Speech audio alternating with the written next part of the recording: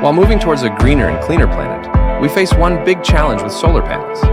They need maintenance.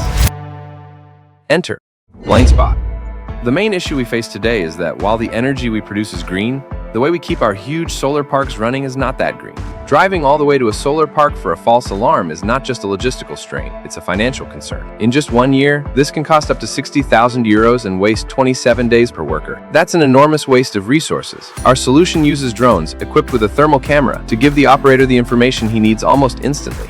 A drone with its dock is placed next to the solar park. From there, it can be sent out to scout a single row of panels, or it could be scheduled to fly over the entire park on a regular basis.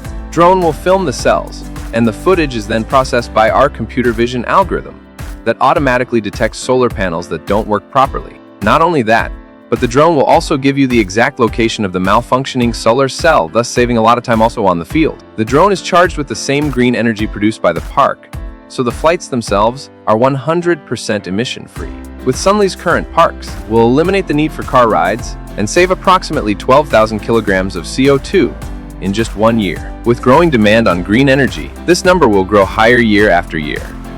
So, let's get rid of blind spots and make smarter decisions together.